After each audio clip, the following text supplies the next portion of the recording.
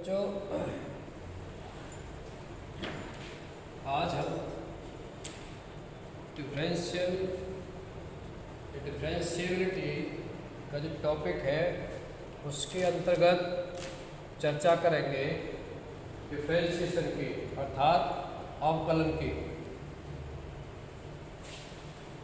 Differentiation इसको हिंदी में अवकलन कहते हैं और डिफरेंशिएबिलिटी के बारे में इससे ठीक पहले के लेक्चर में मैं आपको कंसेप्ट क्लियर कर चुका हूँ। अब ज्योमेट्रिकली भी मैंने आपको बता दिया कि डिफरेंशिएबिलिटी का मीनिंग क्या होता है और साथ में थ्योरम भी कराई थी कि कोई भी डिफरेंशिएबल फंक्शन किसी बिंदु पर अगर डिफरेंशिएबल है, माने कोई फंक्शन किसी बिंदु पर डिफरेंशिएबल है तो वो उस बिंदु पर संतत भी होता है। अब बात करेंगे हम डिफरेंशिएशन माने अवकलन की। तो आपने देखा था पिछले लेक्चर में कोई फलन y = fx है तो d/dx ऑफ fx या f'(x) जिसको dy/dx भी कहते हैं इक्वल टू था हमारा limit h tends to 0 fx + h - fx/h। ये था। तो आपने देखा था कि इस प्रकार से कोई फलन अगर x का कोई फलन है वो कंटीन्यूअस है तो लिमिट उसकी लेफ्ट हैंड लिमिट माने limit h tends to left hand derivative limit h tends to 0 - fx - h - fx/h या limit h tends to 0 plus fx + h - fx/h क्या है इज द डेरिवेटिव या डिफरेंशियल कोएफिशिएंट है। ये differential coefficient या derivative है किसके y = fx के। इसको हमने हम dfx कहते हैं, f'(x) भी कहते हैं या फिर इसको y' भी कहते हैं या y1 भी कहते हैं। ठीक है। इसके बाद आपने वहाँ पर क्लास 11th में कुछ फलनों के अवकलन भी देखे थे जिसमें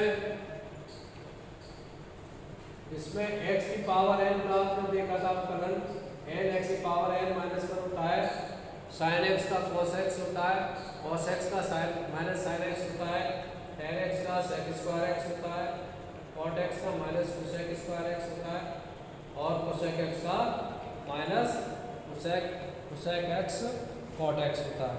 और एक और रह गया आपका कौन सा रह गया sec x का। तो sec x का d/dx होता है आपका sec x tan x। ठीक है। और प्यारे छात्रों डेरिवेटिव को ज्ञात करने का जो प्रोसेस है किसी फलन f(x) का डेरिवेटिव ज्ञात करने का जो प्रोसेस है वही आपका डिफरेंशिएशन कहलाता है, अवकलन कहलाता है। इसके साथ ही आपने क्लास 11th में प्रोडक्ट रूल भी देखा था। Product rule d/dx u * v d/dx u * v d/dx u * v अगर तो फलन है कोई u और v तो आपने देखा था पहला फलन एज इट रखते थे, दूसरे वाले फलन का अवकलन करते थे प्लस फिर सेकंड अवकलन एज इट और फर्स्ट वाले का अवकलन करते थे। इसके अलावा फिर आपने एक और मेथड पढ़ा था भागफल विधि डिवीजन मेथड। अगर दो फलन एक दूसरे का डिवीजन में है जैसे u/v के रूप में है तो नीचे वाले का होल स्क्वायर हो जाता है और ऊपर वाले का d/dx होता है और नीचे वाला माने जो हर में होता है उसका मल्टीपल हो जाता है पहले माइनस फिर d/dx इसका होता है नीचे वाले का और ऊपर वाला पहले का होता है। ये ठीक। यहाँ तक आप पढ़ चुके हैं क्लास 11th में। अब हम आगे चर्चा करेंगे डिफरेंशिएशन डेरिवेटिव ऑफ द सम और डिफरेंस ऑफ टू फंक्शंस। अगर कोई दो फलन प्लस और माइनस माने f1 एंड f2 प्लस में है माइनस में है तो उनका डिफरेंशिएशन या इससे ज़्यादा भी ले सकते हैं आप। D upon D X is equal to सीधा सीधा जाता है D upon D X F one X plus minus D upon D X F two X. और इसका जनरलाइजेशन करें, जनरलाइजेशन माने बहुत सारे ले हम F one X plus F two X plus F three X plus F so one plus F N X. तो इस तरह से अलग अलग का फंक्शंस का क्या हो जाता है, आपका हो जाता है, उनका सम हो जाता है। ठीक है, इसके बाद नेक्स्ट बात करते हैं अब हम differentiation of exponential and logarithmic functions. D upon D x a की power x, d upon D x a की पावर एक्स।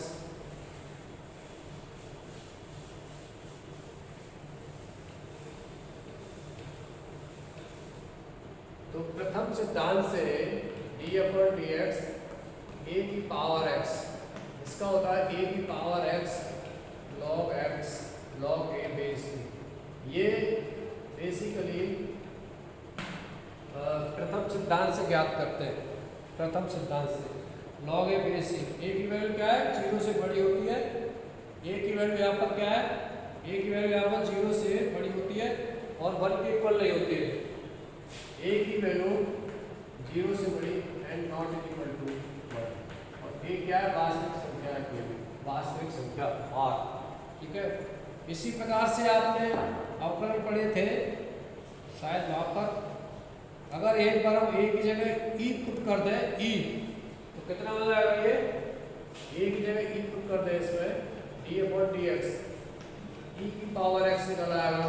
तो कितना हो जाएगा, ई की power x log e base a की जगह की रख दिया हमने, लॉग ई बेस की वैल्यू कितनी होती है, 1 होती है। तो ये हो गया आपका ई की power x. D upon D x e की पावर एक्स इक्वल टू कितना होता है, ई की पावर एक्स। ठीक है, अब बात करते हैं हम d upon D x log x base a, log x base a. D upon D x log x base a. और ये प्रथम सिद्धांत फर्स्ट प्रिंसिपल मेथड से इसको जब निकालते हैं तो इसकी वैल्यू आती है आपकी 1 upon x log e base a, 1 upon x log e base. ठीक है, और अगर यहाँ पर ए की जगह ई पुट कर दें, ए की जगह ई, तो ये आता है आपका लॉग एक्स बेस ई, अर्थात लॉग एक्स का आ गया अवकलन कितना, एक्स के सापेक्ष 1 अपॉन एक्स लॉग ई। तो ये भी आपका ई हो गया, ए की जगह आपने ई पुट कर दिया, तो इसकी वैल्यू कितनी हो जाएगी, इसकी वैल्यू 1 हो जाएगी। तो इसका रिजल्ट आ गया आपका D upon D x log x का 1 अपॉन एक्स। ठीक है, ये तो ये लॉगरिथमिक फंक्शंस का था। अब बात करते हैं हम आपको सिद्ध करते या ऐसे मान लीजिए कि इनको आप याद कर लीजिए पहले, d upon D x log x base e, a की पावर एक्स का, ई की पावर एक्स का, और log x base a log x base ई, इनका अवकलन क्या होता है विद रिस्पेक्ट टू एक्स। ठीक है, अब डिफरेंशिएशन ऑफ कंपोजिट फंक्शंस।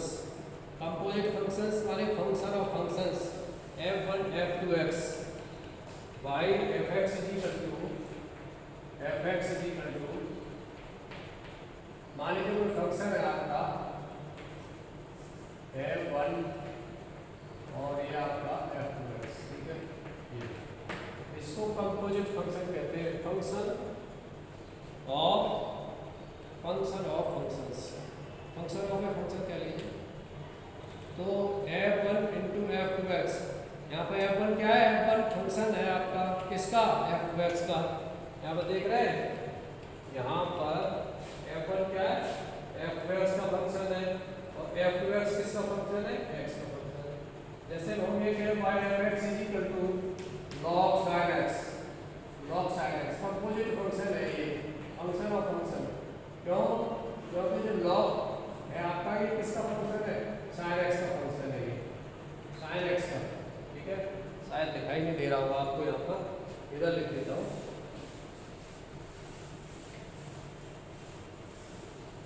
बात कर रहे थे कंपोजिट फंक्शंस की, composite function, composite function.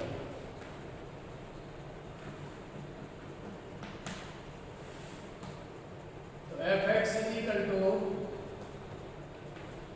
F1 F2x, इसकी बात कर रहा था। तो यहाँ पर जो है ना, ये देख रहे हैं ये कंपोजिट फंक्शन है, क्योंकि F1 किसका फंक्शन है, F2x का, और F2 किसका फंक्शन है, x का।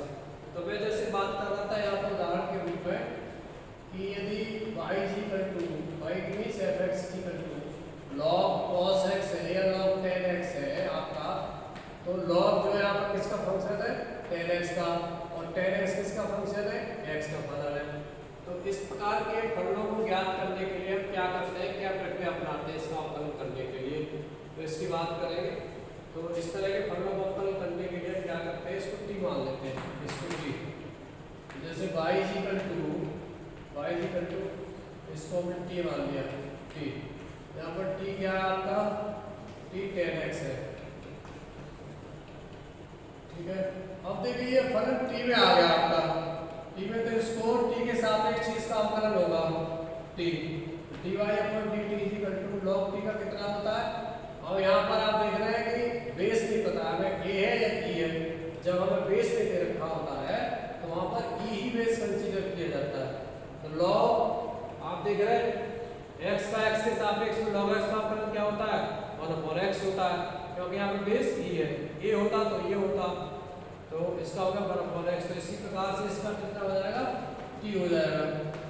और यहाँ पर ये फलन किसका, x का है, इसका अवकलन जो होगा वो t के सापेक्ष होगा, t के सापेक्ष, तो ये हो जाएगा आपका sec स्क्वायर x, ठीक है। लेकिन हमें तो dy पर dx की वैल्यू ज्ञात करनी थी, dy को y equal to log tan x है, अल्टीमेटली तो हमें dy पर dx ज्ञात करना है, dy पर dx इक्वल टू, इसको इस प्रकार से लिख देंगे, dy upon dt into dt upon dx, इस तरह से, ठीक है। यहाँ पर वैल्यू पुट कर देंगे कि dy अपॉन dt कितनी है, 1 अपॉन t की वैल्यू कितनी है, मान ली आपने tan x, t की वैल्यू tan x मान ली, ध्यान रख देंगे tan x into dt upon dx की वैल्यू कितनी है, sec स्क्वायर x, जो आपका रिजल्ट है वही आया sec square x upon tan x, ठीक है, sec square x upon tan x। और क्वेश्चन ले लेते हैं आपके एनसीईआरटी बुक से, sin x स्क्वायर प्लस 5, ये पहला क्वेश्चन है आपकी एक्सरसाइज का, sin x square plus 5।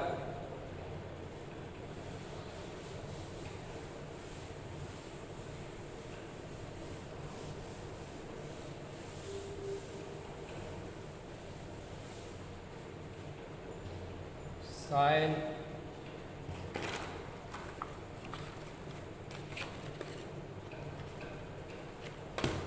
5.2 exercise का पहला क्वेश्चन है, sin x square plus 5 y equal to sin x square plus 5, ठीक है। तो देखिए यहाँ पर इसको आप डायरेक्ट भी कर सकते हैं और t मान के भी कर सकते हैं, कंपोजिट फंक्शन के फॉर्म में। तो इसको आपने t मान लिया, y इक्वल टू कितना हो गया, sin t, जहाँ पर t क्या माना आपने, x स्क्वायर प्लस 5, तो dt अपॉन dx कितना हो जाएगा, इसका हो गया x स्क्वायर का 2x और 5 का कितना होगा 0, कितना होगा ये 2x। और ये y equal to sin t है, तो इसको t के साथ x इसका अवकलन करेंगे, तो sin x का कितना होता है cos t। हमें क्या निकालना था, dy अपॉन dx, तो कितना हो जाएगा ये dy upon dt into dt upon dx, ठीक है। तो ये हुआ आपका dy अपॉन dt की वैल्यू कितनी है, 2x है, dt अपॉन dx की वैल्यू कितनी है, dt अपॉन dx की वैल्यू तो 2x है, dy अपॉन dx की वैल्यू cos t है, तो पहले cos t रखेंगे, कॉस, टी की वैल्यू क्या है, टी की वैल्यू एक्स स्क्वायर प्लस 5 है, ठीक है, इनटू dt अपॉन dx की वैल्यू करेंगे, dt अपॉन dx की वैल्यू कितनी है 2x, तो रिजल्ट आया आपका कितना 2x cos x square plus 5 ये। और इसको डायरेक्ट भी कर सकते हैं आप, डायरेक्ट कैसे करेंगे, जैसे ये आपका y equal to sine X square plus 5 sine X square plus 5, ठीक है। तो सबसे पहला अटैक यहाँ पर करेंगे आप, dy अपॉन dx निकालना है आपको, dy अपॉन dx कर दीजिए।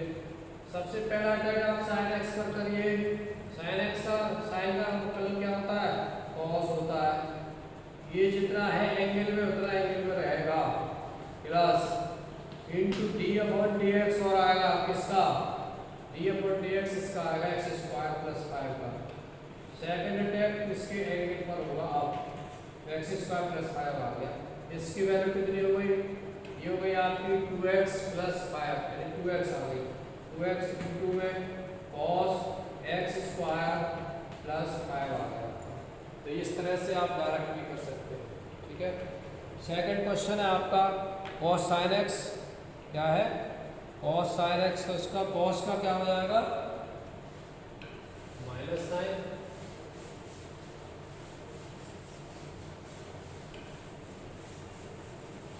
सेकंड क्वेश्चन है आपका y is equal to cos sin x, तो देखिए dy upon dx is equal to cos का क्या हो जाएगा माइनस के साइन, और अभी इससे छेड़ेंगे नहीं एंगल से, जो एंगल में इसके sin x है into d upon dx, second वाला आप अटैक करेंगे sin x पर, sin x का d upon dx sin x आ जाएगा, sin x का कितना होता है sin x का होता है cos x, तो ये रिजल्ट आपका ही आ रहा है minus sine sin x into cos x, ठीक है।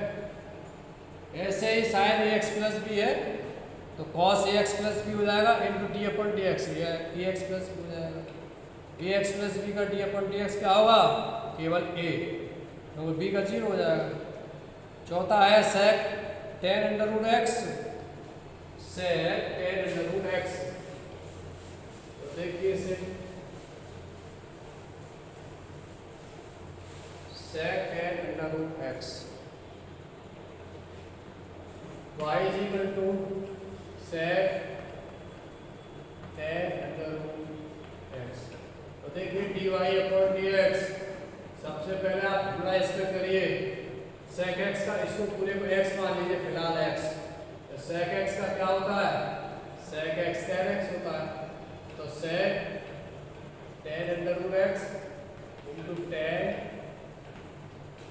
अंडर रूट x, ठीक है, इनटू d अपॉन dx, अब इसका होगा d अपॉन dx, इसका होना करेंगे आप इस पर tan अंडर रूट x, इसका d अपॉन dx निकालना है, तो इसका d अपॉन dx निकालेंगे तो देखिए ये भी अपने आप में एक कंपोजिट फंक्शन है, फलन का फलन है ये, तो जो यहाँ पे सबसे पहला हमला फिर इसका tan पर होगा, तो ये से तो आप जो भी लिख देंगे sec tan root x into tan root x into tan का क्या होता है sec स्क्वायर, और इसको ब्रैकेट में भी आपका ऐसे रहेगा, ये इसका घन खत्म हो गया tan का, जो एंगल में है वो रहेगा साथ में, इनटू d अपॉन dx अभी और आएगा, इसका d अपॉन dx, इसका d अपॉन dx एंगल का, यानी x की पावर 1/2, तो x की पावर 1/2 तो क्या होता है x की पावर 1/2 इनटू x की पावर 1/2 माइनस 1, अर्थात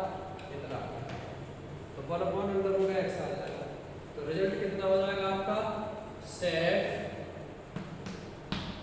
into tan under root x into 1/2 into upon under root x, या ये रिजल्ट आया आपका, ये जो कितना आ जाएगा sec tan under root x into tan under root x into 1/2 1 upon under root x, इस प्रकार से करेंगे, ठीक है। नेक्स्ट है आपका sin ax plus b upon cos cx plus d, तो ये तो भागफल वाली विधि से होगा, भागफल वाली विधि से, साइन ए x plus B upon P X plus C x plus D.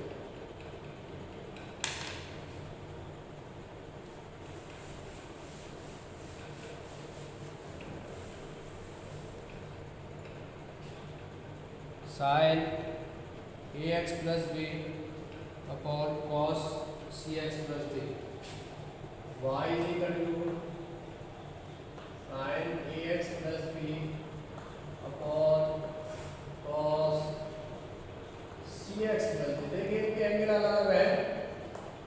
Sign का एंगल है a x plus b, cos का एंगल है सी एक्स प्लस डी। तो लिहाजा इनका tan a x plus b x plus b x plus b, तो यहाँ पे पहले ए एक्स प्लस बी हो जाता, लेकिन यहाँ पे अलग आएंगे कॉस में, यहाँ पर अलग है। तो भागफल वाली विधि लगेगी यहाँ पर D Y upon D X is equal to इसका स्क्वायर हो जाएगा cos square C x plus D हो गया आपका। ठीक, अब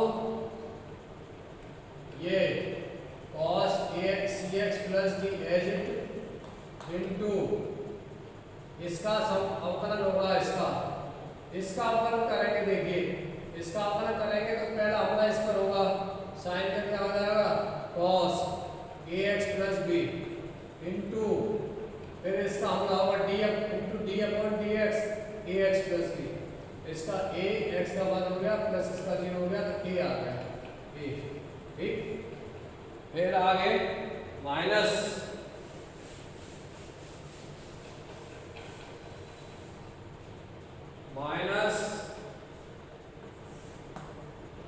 और आपका ये एज आ जाएगा साइन ए x plus B into D upon D x इसका होगा। इसका डी अपॉन डी एक्स होगा तो सबसे पहला हमला इसका होगा कॉस पे। तो कॉस का अवकलन क्या होता है माइनस साइन, तो माइनस माइनस करके प्लस हो जाएंगे। साइन सी x plus d into D upon D x सी x plus d. C x plus d का अवकलन क्या हो जाएगा एक्स का वन हो जाएगा, सी का सी आ गया प्लस इसका 0 हो जाएगा तो सी आ गया। तो ये आ गया आपका रिजल्ट, क्या आ गया a into cos A x plus B into cos C x plus D plus C into sine A x plus B into sine C x plus D upon cos square C x plus D. ये इसी प्रकार से आप अन्य question भी कर सकते हैं इसमें, जैसे 7th क्वेश्चन है 2 into under root cot X square. 7th question है आपका, यहाँ पर क्या है 7th question 2 into Y is equal to 2 into under root cot और कितना है एक्स स्क्वायर ये। तो ये हो गया 2 इंटू कॉट एक्स स्क्वायर की पावर 1/2। ठीक है, तो देखिए 2 का कांस्टेंट है यहाँ पर, 2 आपका कांस्टेंट है और इसको देखें आप तो एक्स की पावर n वाला फॉर्मूला इसमें लगेगा d अपॉन डी एक्स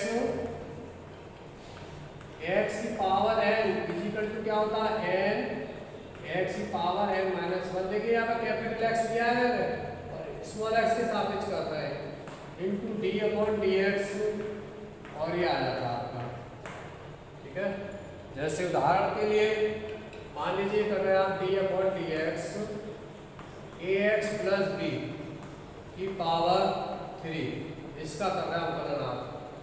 तो यहाँ पर ये कैपिटल एक्स की जगह क्या है ए एक्स प्लस बी है और n की जगह क्या है आपका, इस n को यहाँ लिख लीजिए आप, n की जगह 3 है तो कितना हो जाएगा 3 ax प्लस बी यानी x की पावर n माइनस 1 अर्थात ax प्लस बी की पावर 3 में से क्या 2 बचा into D upon D x x क्या है ये है इसका डी अपॉन डी एक्स ए आ गया इसका 1 हो गया प्लस बी का 0 हो गया 1 आ गया। इस तरह से इसका रिजल्ट कितना आ गया 3ax प्लस बी का होल स्क्वायर।